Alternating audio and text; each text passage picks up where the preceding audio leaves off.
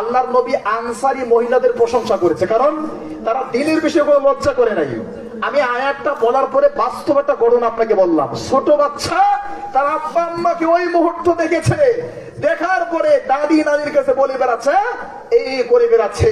অথবা ওই ছোট বাচ্চার সামনে একদিন যদি আপনার স্ত্রীকে থাপ্পড় মারলেন আর ওই বাচ্চা বললো যে ওই দিন এইটা করেছে, আজকে এক থাপ্পড়ে তো কান্না করছে কেন? তাহলে এই যে দেখেন ইসলামের সৌন্দর্যতা, ইসলাম কত উন্নত মানের হাই কোয়ালিটির সেফটি নিরাপত্তার বিধান ইসলাম নিশ্চিত করেছে। আলহামদুলিল্লাহ।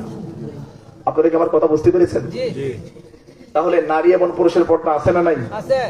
আল্লাহ সুবহানাহু ওয়া তাআলা বলেন, আল কোরআন পারা নম্বর 18 পৃষ্ঠা নম্বর 12 লাইন নম্বর 9, 10, 11 সূরা নূর 31 নম্বর আয়াত। আল্লাহ নারীদেরকে বলছেন, وَقُلْ لِلْمُؤْمِنَاتِ يَغْضُضْنَ مِنْ أَبْصَارِهِنَّ وَيَحْفَظْنَ فُرُوجَهُنَّ وَلَا يُبْدِينَ زِينَتَهُنَّ إِلَّا مَا ظَهَرَ مِنْهَا।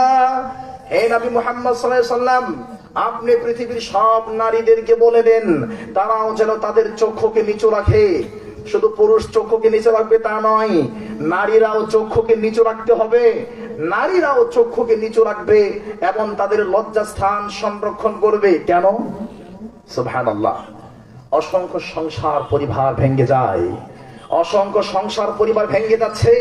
এরকম বহু ঘটনা, বহু প্রশ্ন আমাদের কাছে আসে যে অনলাইনে বক্তব্য শুনে অনেক মেয়ে অনেক হুজুরদের ভক্ত হয়ে যায়।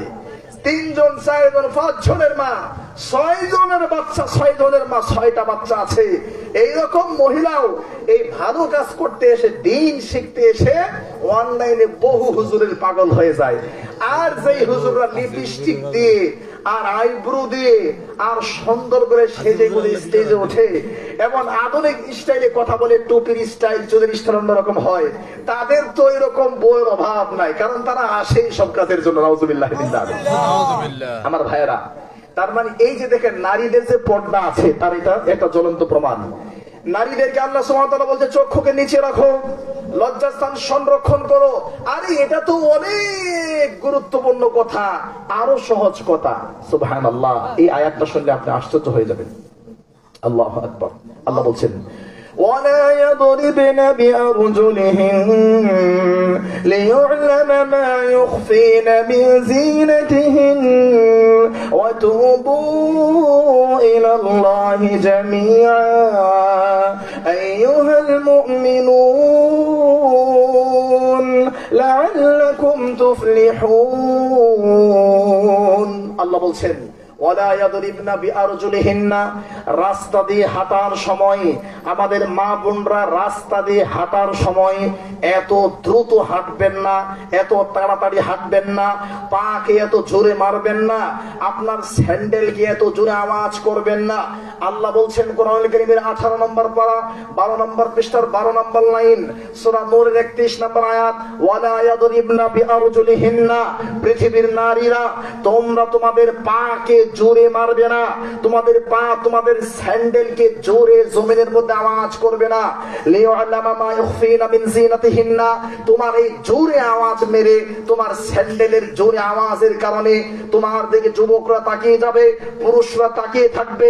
তোমার সৌন্দর্যতা, তোমার লাবণ্যতা, তোমার উন্নত এই আদর্শ, তোমার এই নিয়ামত, আল্লাহ দেওয়া নিয়ামত, এগুলো তারা দেখে ফেলবে।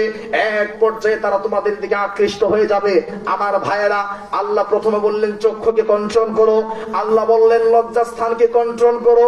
বলতে বলতে আল্লাহ বললেন আরে ছোট বাচ্চার কাছ থেকে নিজেকে কন্ট্রোল করো। আরে বলতে বলতে বলছেন মা বোনরা যখন হেঁটে হেঁটে রাস্তা দিয়ে যাবে, পায়ে জোরে খটখট করে আওয়াজ করবে না, স্যান্ডেলকে জোরে জমিনের মধ্যে মারবে না, কারণ স্যান্ডেল জোরে জমিনের মধ্যে মারার কারণে মানুষ তার দিকে তাকাবে, আরে বাপরে বাপ, একটা জিনিসই যাচ্ছে, অমুকের মেয়ে অমুক যাচ্ছে, হাঁটার স্টাইল কি, আরে বাপরে বাপ। এভাবে সে তাকায় থাকবে, আপনাকে উপভোগ করবে। একদিন উপভোগের নামে আপনার সাথে জিনা ব্যভিচারের মতো নিকৃষ্ট নোংরা কাজে লিপ্ত হয়ে আল্লাহর দেওয়া সবচাইতে বড় নিয়ামত আপনার সতীত্বকে নষ্ট করে আপনাকে তৃতীয় শ্রেণীর মহিলাদের কাতারের মধ্যে শামিল করে দিবে।